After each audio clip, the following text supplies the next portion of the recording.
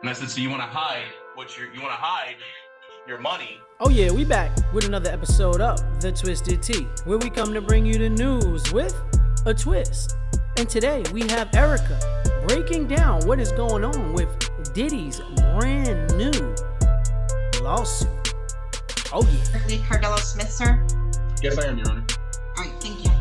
This is in the matter of Derek Lee Cardello Smith, MDOC number 267009 versus Sean Puff Daddy Combs, also known as Sean P. Diddy, also known as Diddy, Bad Boy Records, legal owner, founder, also known as Puff P. Daddy, Bad Boy, Diddy Run the City. Damn Diddy, that is right. Another lawsuit swept under the rug, and well, he is for sure paying for this one. Sean Puffy Combs has been a staple in the media over the last year for all the wrong reasons, and now he has been slapped with $100 million default judgment. Damn Diddy, you heard $100 million. Derek Lee Cardello Smith claimed in his lawsuit Diddy drugged and sexually assaulted him at a party in Detroit back in 1997. According to the lawsuit, the two were drinking and smoking weed at the party and got naked with a bunch of women. Sounds like a Diddy party. It must have happened after hours. Purposes of this hearing, you filed a motion for a temporary restraining order and or a preliminary injunction to stop all sales of the property and assets attached to or involved with said property based on the interest of plaintiff and plaintiff's connections to defendant's sexual assault of plaintiff Derek Lee Cardello Smith. And stop from being quite possibly paid to me if I'm given the benefit of a judgment in my favor for what you've done to me. And he pretty much said, yeah, he goes, you know how we get down. And I said, okay, well, I disagree with how you get down. Your sale shouldn't go through. Cardello Smith says he was performing oral sex on a woman when he felt a male hand on his left buttock. Oh shit now. He says it was Diddy's hand. A short time later, he says Diddy offered him a drink, which was spiked and he passed out. Hours later, Cardello Smith claims he woke up and saw Diddy having sex with a woman, and Diddy allegedly said to him, "I did this to you too. Bad boy for life."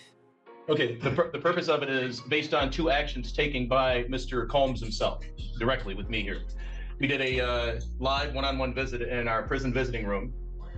There's two meetings within the past 2 weeks with Mr. Combs on one meeting, and then a financial advisor on the other meeting on Mr. Combs' behalf. And he stated that he would make me an offer to end the case and what happened to me because of other things that he stated he has going on in his life that require his money right now, and he wants to sell everything off. And he made me a financial offer of $2.3 million to allow what happened to me to go away. It's unclear if the statute of limitations has run, but that wasn't addressed by the judge. Smith sued for $100 million, but according to legal documents, Diddy did not file an answer to the complaint. And he also said that he won't be filing an answer to the complaint. He said he can find me in default or whatever. He has a better chance with default than he would with having a restraining order stopped. A hearing for a default judgment was set for Monday, but no sign of Diddy.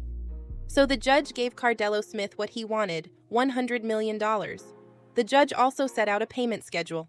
Installment payments of $10 million per month starting October 1st. If he's allowed to sell his property that he has in LA, and the properties that are in his name being used and held by other people in Michigan, then it will cause me harm because I can be tied directly to those properties through loans and through other areas of investment that I did when I was out there and while in prison, through money that I've sent. The video you have been watching took place earlier in the year when the judge granted a restraining order for 90 days putting a stop to the sale of Diddy's properties that both Diddy and Derek Smith have ties to, allegedly.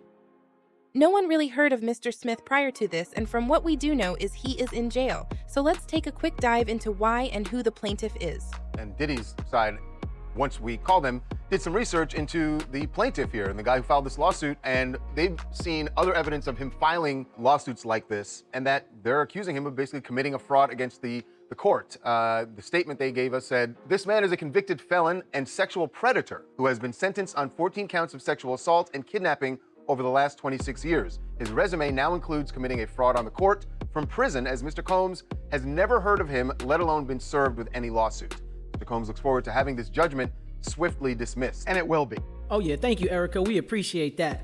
Now, what I want to say about this matter is that I feel like $100 million is way too much to be giving this guy. I know Diddy didn't respond, so maybe the judge was trying to make a little bit of a mockery of it, because the judge was basically like, you know what, since they think this is a game and they don't want to respond back. We're just gonna go ahead and give this man what he asked for. But I feel like that man and Diddy were in the same room with other females getting naked, as the guy said. And we knew, well, not we, but he knew that being in there in that room with other females and another male, that, well, you're in a potential orgy situation, right? So for his butt to get touched while he was in there naked in front of him, well, I guess that's not much of a surprise, because that's what you signed up for.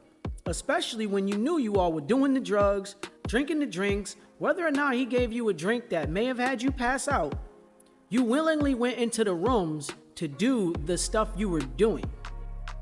So no, I don't think $100 million is really what you deserve in this. I mean, let's be honest, you just made Cassie money with no hassle. Cassie actually deserved what she had, and probably much more, because we saw and know what she went through. But you, well, you went through a one-time occurrence according to you, which there's no real evidence. We don't see any tapes popping up. We won't hear of anybody else coming up, putting their hand up, going, yeah, I was there. I was the other girl in the room. I watched him stick the vibrator in his butt. We're not going to find that stuff. So no, I don't think that it was worth the price of what it is. Feel free to leave it in the comments what you think. If you think he deserves $100 million, or you think that this will probably go to appeals and some of that stuff won't get paid out. But let me know what you think. We know that his name's being thrown through the mud as far as Diddy is concerned. It's been an ongoing thing, not really a surprise at this point.